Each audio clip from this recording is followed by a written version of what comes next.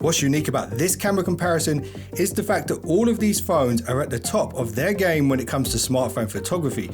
Each has different image sensors and optics and unique AI image signal processing due to their unique flagship chips, which the pros often refer to as silicon. The S23 Ultra has the Qualcomm flagship Snapdragon 8 Gen 2, and the Pixel has Google's own silicon, the Tensor G2 chip, and the iPhone has Apple's own silicon, the A16 Bionic.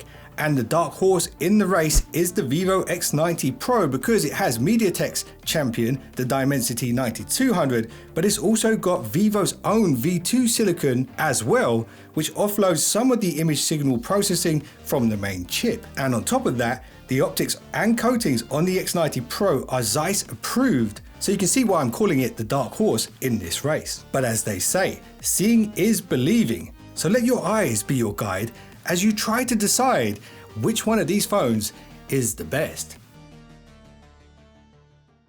Picture 1. Okay, so to make sure this video doesn't become too long, I will just focus mainly on the picture that looks the best to me, and I'll explain why I think that. And that's not to say that I'm always right. So if you disagree with any of my comments, feel free to pick your own winner and explain why. Okay, so this is the mandatory food shot, and I like the S23's performance in this particular scenario. The S23 AI enhancement has boosted the saturation, the Pixel and the iPhone have delivered more realistic colors, and I do really appreciate the shallow depth of field coming from the Vivo X90's massive optics, but ultimately the Galaxy S23 Ultra's photo makes the food look the tastiest, which is what most people want to achieve when taking a food picture.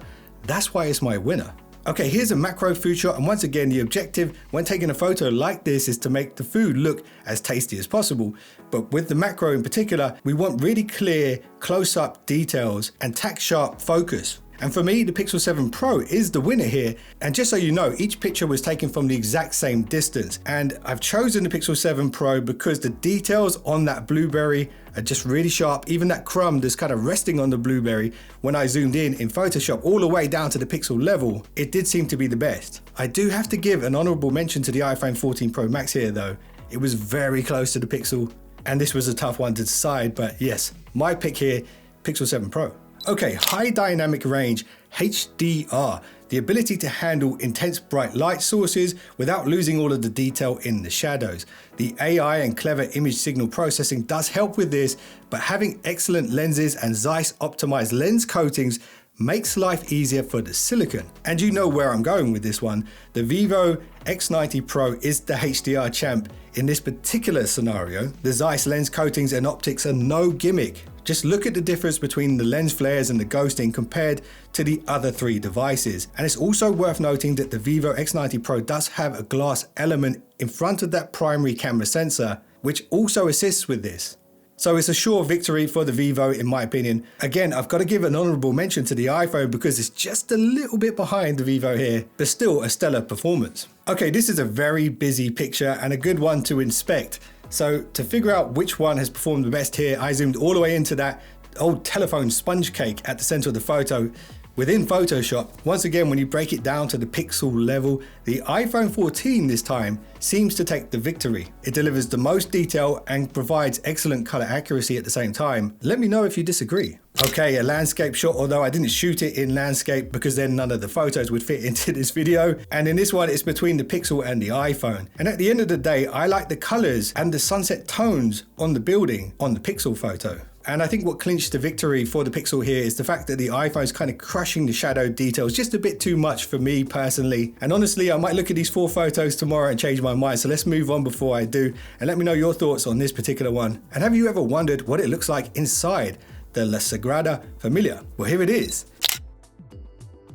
Okay, what's interesting about the interior of the SAGRADA Familia is that I heard the dude, Gaudi, who redesigned the place, was a fan of magic mushrooms and psychedelics. And when you see it, you can definitely believe it. And the way I'd explain the color schemes here is kind of a clash of warm and cold, and it meets in the middle to make this neutrality when you're standing there at the center of the building, maybe an artistic representation of our existence in the universe. And maybe, just maybe, it could be the result of just one too many magic mushrooms. Who knows? Anyway, check out these selfies. This one was taken with the warm sunlight on my back and blue light on my face. And if ever there was a building designed to throw off camera AI when it comes to skin tones, it's this one. If I had to pick one, I have to go with the Vivo here. It does seem to be the closest to my actual skin tone, whereas the other ones are way off. And when it comes to selfies, skin tone really is one of the priorities. And maybe it's the Vivo V2 Silicon, the separate chip, that's managed to figure that out. Okay, now here's the same photo from the same spot, but from the other side. Warm tones on my face this time, cool tones beaming in from behind me. Again, the camera's AI will struggle here because it will find it hard to figure out what the correct white balance is. And I will say, although pretty much all of the photos, it does look like I fell asleep on a sunbed for too long. The iPhone picture maybe looks the best in general. But again, the skin tones are way off. And if you're basing it just off of skin tones, you got to go with the Vivo. But looking at the photo, maybe the iPhone takes this one. Okay, so now check out these other psychedelic Gaudi designs. And I will be back after the zoom lens tests, which trust me, you're going to want to see.